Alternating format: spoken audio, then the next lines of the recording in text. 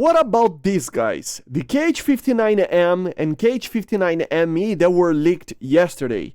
What are these missiles? Let's talk a little bit about them because depending on how they actually implement this missile, it can be one of the deadliest weapons in the game against ground targets. And at the same time, it might be worse than the KH-38. So let's talk a little bit about this missile and what it's actually capable of. The first thing that you have to understand is that this missile is already in the files for a while now, since the early months of 2025. As you see here, we had two variants with their models added of the KH-59, the M model, as you see, and the MK.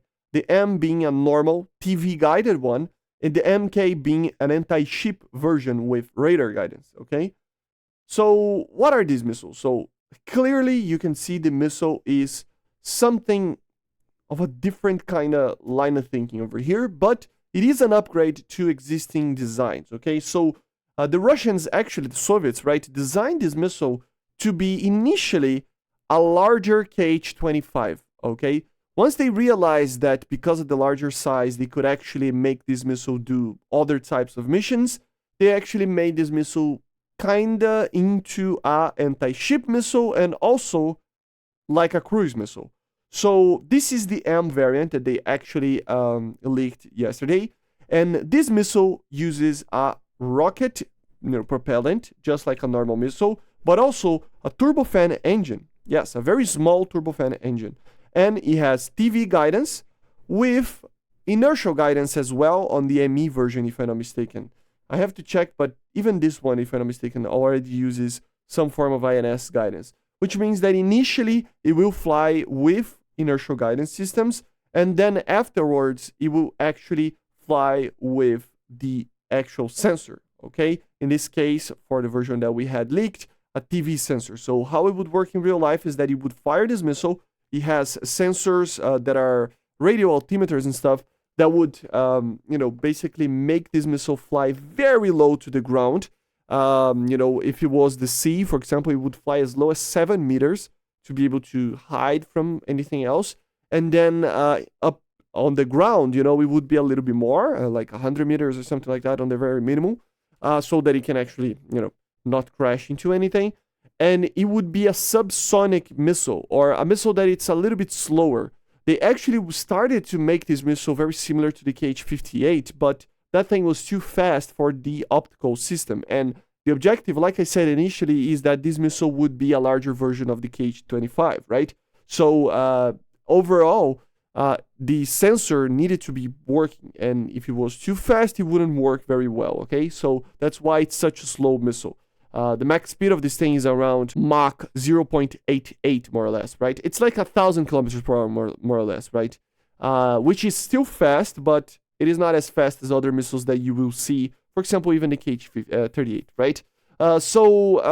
What will you actually expect from the missile in terms of the in-game performance? Well, the first thing is the very, very long range that this thing has. In the M variant, apparently around 100 to 120 kilometers. There are some other variants that have even more, right? But you should expect well beyond 100 kilometers of range with this thing. Like I said, it flies with inertial guidance for a long period of time, and then up close, when it's around 10 kilometers or even less, then close to the target, right? It would activate its TV system to actually go for the target. So what I think is going to happen is that from a very far distance, it will be fired as an INS missile that will eventually turn itself on, right, trying to acquire a target, which can be a little bit scary because it might actually lock onto a friendly target.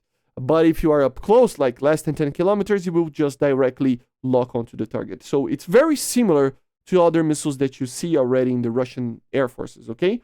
Especially in the older models, to the KH-29 and KH-500. So it should be a similar-ish design philosophy here on the TV system, okay? Like I said, in real life, they had an active radar homing one, which would be made to hit ships. Hopefully they get this thing into the game. Different, canards, as you see over here, very different canards. So you can see that it's completely different. And of course, here you have the radome over here. of the radar part, okay? But yeah, they're very similar to each other, only the guidance is different, okay?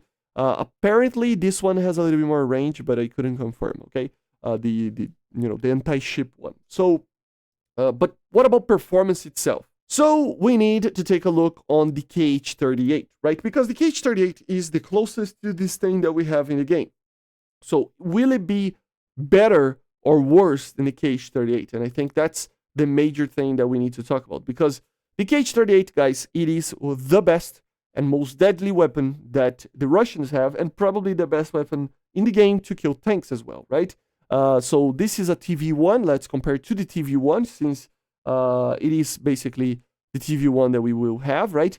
And the KH-38 here has some things that we need to talk about. So first of all, the maximum speed. As you see, Mach 2.2. So the KH-59, guys, has a much lower speed of not even Mach 1, right? So you can expect that it's going to be a very easy missile to intercept because of the low speed. Also, very easy to intercept because of the size. It's much larger than the KH-38. It has around 930 kilograms of mass. So almost twice as much mass as the KH-38. So it's a massive missile, much, much larger than the KH-38, with an incredible 320 kilogram TNT equivalent warhead, which is insane, man. 300 kilograms of a warhead, it's absolutely insane. Remember, this thing needs to be able to destroy ships, right?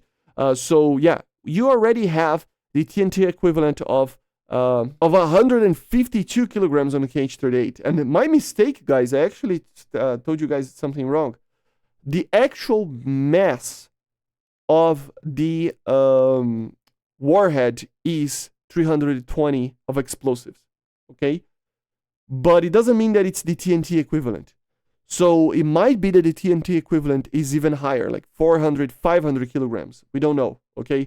So it might even be greater. Normally it is because they use types of explosives that are more effective than TNT, right? For example, the TGAF over here, or some form of variant of these, right? Like the Russians like this type. Even the KH-29, which is from the same era, already uses it. So if you have like a 50% more, you can imagine that it will have around 450 more or less kilograms of TNT equivalent, which is insane. I mean, if you really look into this, take a look on, for example, the FAB 500. Where is my FAB 500? Yeah, there you go.